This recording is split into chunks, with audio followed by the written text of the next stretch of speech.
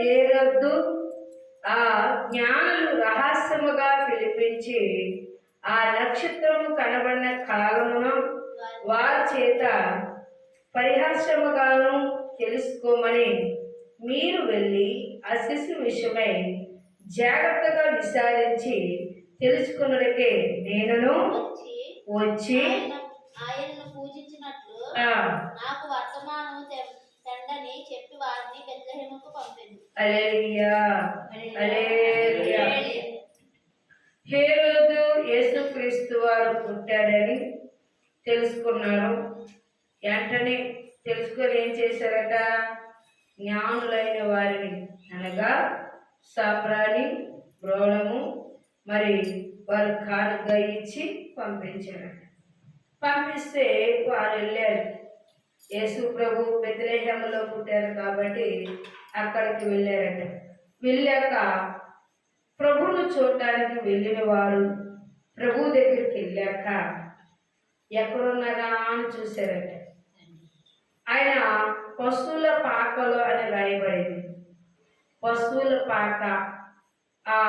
ఆ పాకలో ప్రభుని గూర్చి మనం చూస్తే ప్రియులారా చంటి బిడ్డ ప్రొద్దు వస్త్రములో ఉన్నారు. వీళ్ళు ఏమేమి తీసుకెళ్లారు అని మనం చూస్తే ఆ శిశువు దగ్గరికి వీళ్ళట పూజింపడానికి వర్తమానం తెలియ చెప్పిన వారు బెత్లెహేము పంపిన వారు రాజు మాట విని బయలుదేరి కూర్చుండగా ఇదిగో తూర్పు దేశమున వారు చూచిన నక్షత్రం. వచ్చిన వాళ్ళు రాజు పంపించిన కానుకలే తెచ్చారంట యేసు ప్రభు దగ్గరికి.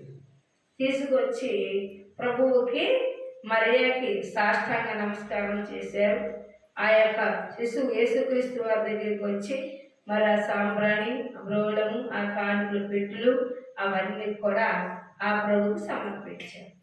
ఇలా అనుకున్నారంట, మనం కానీ రాజుకి ఇప్పుడు కనబడ్డామనుకో ఇవన్నీ చెప్పాలి. మనం ఎందుకు చెప్పాలి? చక్కగా మనం ఏ గ్రామం నుండి వచ్చామో ఆ గ్రామం వెళ్ళిపోదామని వాళ్ళ సొంత ఊళ్ళు వెళ్ళిపోయారంట. దేవుని యొక్క దూత వారి ప్రేరేపణను వారి ఆలోచనలను మార్చివేసినట్లు చూస్తున్నాం. హల్లెలూయా హల్లెలూయా. ఉంది కాబట్టి ఆ దూత ఎక్కడికి తీసుకొచ్చింది అంటే బెత్లెహేముకు తీసుకొచ్చింది. బెత్లెహేములో ఉన్న వారి గురించి ఆయన పంపించి ఉన్నారు కదా. రాజు హేరోదు రాజు పంపించారు కాబట్టి ఎక్కడున్నాడో వర్తమానం తెలిసిపోయింది. బాలుడు ఇక్కడ ఉన్నాడు కాబట్టి వారు సంప చూస్తున్నారు. ఇంకా మీరు ఏం చేస్తారండి? ఐగుప్తు వెళ్ళిపోండి అంటే పారిపోండి. రాజు ఇక్కడ ఉన్నారని ఎప్పుడైతే తెలుసుకున్నాడో ఆ గ్రామంలోనంట ప్రియులారా 2 సంవత్సరాల వయసు గల వారందరినీ 2 సంవత్సరాలు మొదలుకొని తక్కువ వయసు గలవారిని మగపిల్లలందరూ కూడా వధించమని ఆజ్ఞించాడంట.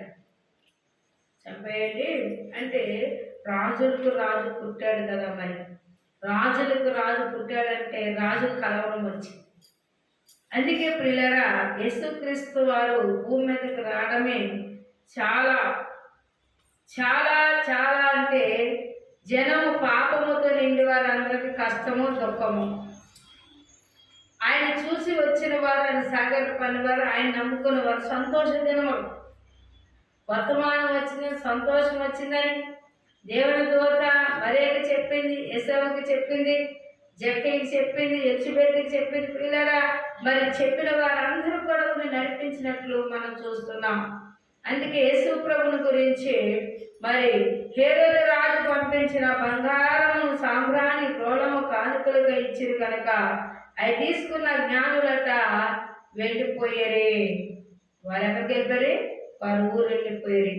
కానీ పిల్లారా ఎప్పుడైతే తిరిగి రాలేదో వారు రాలేదని గమనించిన ఈ హేరోదు రాజు 2 సంవత్సరాల వయసు తక్కువ గలవారందరినీ చంపివేశాడంట. అక్కడ చూస్తే ఏమి జరుగుతున్నాయంటే అంగలార్పులు జరుగుతున్నాయి. అక్కడ ఏం జరుగుతున్నాయి? అంగలార్పులు. గ్రామాలు అంగలార్పులు వినబడును, ఏడ్చి మహారోదనలు కలిగిన. చూసారా? రోదనలు కలిగే ప్రభు పుట్టాక సంతోషము. కొంతమందికి అయితే గర్భంతో ఉన్న బిడ్డలు విశ్వాసం కలిగి ఉన్నా కూడా మగపిల్లలు పుడితే చాలా భయంకర దినాలు అనుభవించారట. వెలుగు భూమి మీద ప్రకాశించింది అంటే చీకటికి భయం.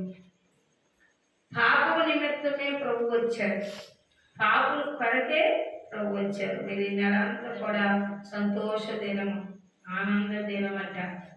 ఏం దినం అంటే మరి పాతవి గద్దించాలి, కొత్తవి నూతన ధరింప చేసుకోవాలంట. ప్రియులారా, పాతవి గద్దించాలంటే మన జీవితాలు మార్చబడాలి, మన ఇంట్లో వెలుగులు నింపబడాలి. అందుకే వెలుగు రావాలంటే వెలిగించబడ్డానికి కొవ్వొద్దు. వెలిగించబడ్డానికి దేనికి? కొవ్వొద్దు. పుట్టాడు కాబట్టి కేకు చూసారా. ప్రభు పుట్టి సంతోష దినములో పిల్లలు పుడితే ఏం చేస్తున్నారు ఇప్పుడు? బర్త్డే చేస్తున్నారు. అంటే యేసు ప్రభు కూడా ఏం చేయాలి? మనము పుట్టినరోజు చేయాలి. పుట్టినరోజు అయితే పిల్లల చాలా సంతోషకరమైన దినాలని మనం జ్ఞాపకం చేసుకోవచ్చు. దేవుని స్తోత్రములు. హల్లెలూయా.